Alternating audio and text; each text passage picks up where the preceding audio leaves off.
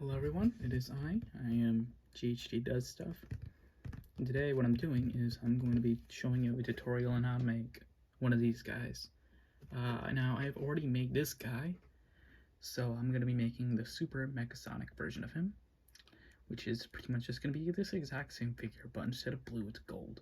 But if you want to, you can just follow this tutorial, but instead of making him gold, you can make him blue. Now, I will be going over this will be, I don't really fully know how I will be making this video yet. I'm thinking either this could be a series, a mini series going over making this guy, where I go over each individual part, or I might make this like whole one big video. Either way, if I do with the mini series part, this is going to be the part that shows you what you will need, all the parts that you will be needing for this figure. Now the whole series, if I do it like that, isn't going to be coming out all at once, because this figure took a while to make. It took me like half a week, maybe even more. But either way, it'll be worth it. It'll be worth it for you guys. I'm just warning that now. This figure, gonna take a while for you to finish. Now what you will be needing is a bootleg minifigure. You can get these for cheap on Amazon, Temu, AliExpress, whatever. Be careful for lead paint, because I've never got a figure with lead paint, but just be careful for that. Oh, probably shouldn't be opening that yet, but what you only really need like 4 parts from this. You will need the torso, the head, and the hands. The legs, the arms, the legs, arms, the wrists, and the accessories, and the head, helmet, you can just, or whatever hairpiece it comes with, you can just use for a different figure. You can save them. Also, this is a sneak peek for Poison Ivy right here. So some tools that you'll be needing is one of these tools. This is a clay tool, and it's like a big toothpick, but I prefer using this instead of a toothpick because it has a handle and you can use it as kind of like a pencil. You'll see how I specifically use this tool, so that way people can learn how to use it. I don't think I've used this for this figure, but just in case I do, I use these. These are Gun clay tools. You would normally use these for like poking holes and stuff. I use these for painting. Usually I use this like small one for the eyes. This figure doesn't really have eyeballs, so I don't think you'd really need it. Maybe for this back area, you'd probably use like a bigger one. And then I'd recommend also grabbing one of these, or grab like a bigger one.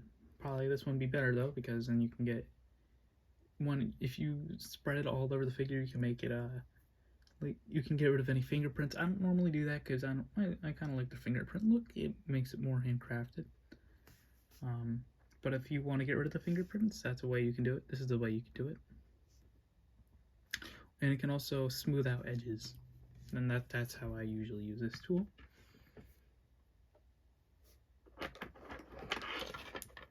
And if you want to, you can probably also use an X-Acto knife if you're a kid. Wouldn't recommend using this without parental guidance. I really hope my video doesn't get taken down, because I remember I had a TikTok where I was cutting up a Lego piece with an X-Acto knife and I got taken down. Hopefully, I doubt it. I hope not. Oh yes, you will be needing wire. This is I don't really know what kind of what big wire this is, because I think the sticker that this came with peeled off. Yeah, whatever wire this is, I got this at Hobby Lobby. You can get, that's what I used. You could probably use a thicker one if you want, but if you want it to be easy to bend it, I'd recommend getting like that smaller wire.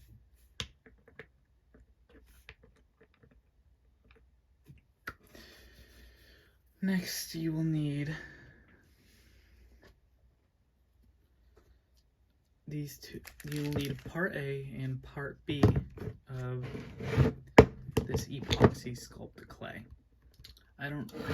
You can get these on Amazon, or if you want to, you can use this stuff called Procreate, which is pretty much the same thing. It's a two-part clay or epoxy, and when you mix them together, it gives you like a 45-minute to an hour sculpt time.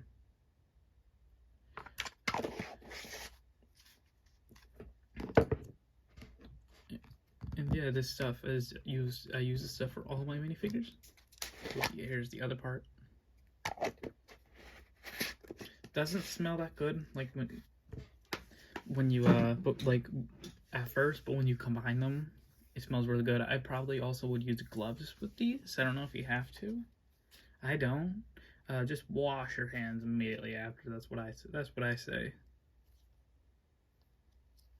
Yeah, I'm not seeing anything about wearing gloves, but yeah, just wash your hands when you're done using them.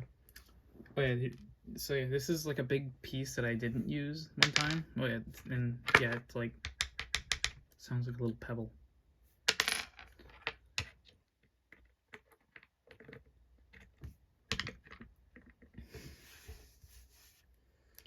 Now for the paints. Let's see here. You will need the brand I use is Apple Barrel. You can either use matte, or if you want it to look even more like Lego, you can use gloss. Or if you don't want to use gloss, you can just use matte.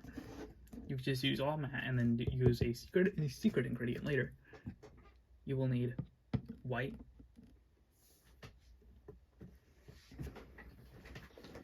you will need gray, but for all the gray parts, you'll notice that it's a little bit lighter, and that's because for all of the gray parts on the figure, you'll be mixing the white and the gray. You will need, oh wait, no, this is elephant gray. You will need flag red.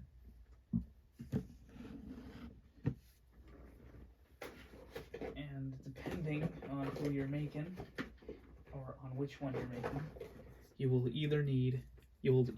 need, if you want to make the normal Mecha Sonic, you will need two blue, or if, I don't know what shade of yellow I'm using. I don't know if I'm probably gonna try mixing like gold and yellow. But if you want to make Super Mecha, we'll get to that when we get to that. But just know that we'll be using some form of yellow.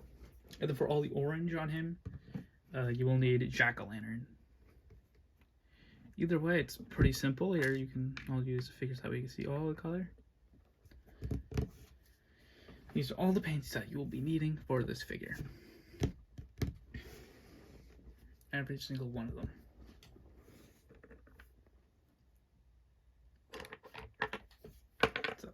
So that is all of the different things that you'll be needing. Also, if you want a paintbrush to paint the little blue or gray spots easier without using this, you go ahead. I just don't really use paintbrushes because then I'll get brush strokes in there, and it's very distracting, especially for like these like smoother like characters. If you want to use brushes for hair though, I feel like that looks good, gives it a good texture. Also, I forgot, the way you make it, one of the ways you can make it look like actual Lego is using Mod Podge, and this will seal up the figure. It'll seal up the paint, so that it makes it harder to scratch, and it looks good. That's all. I would recommend using a brush for that. Also, for your paints, you will either need, you can use something that'll, you can use, I forgot what the paint holders are called, or you can just use a paper plate, which is what I use. Actually, I actually keep one of my older paper plates, just because I use it for like a straight year, and it's like, I don't know, it's like,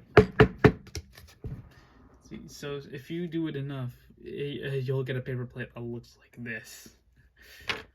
It looks like a work of art, though, you have to admit.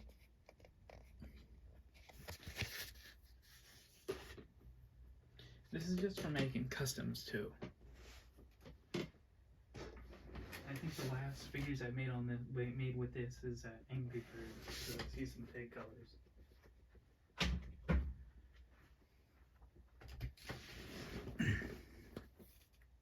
Alright, well, that's all for this one. My next part will be, I think, starting on the torso, making the arms or whatever. And yeah, maybe I'll go start off with the head because that'll probably be easier since that's the simpler part. Alright, well, or no, I think the first part will be sculpting in general, so yeah. Alright, well, I'll see you all then. Have a fun. Bye.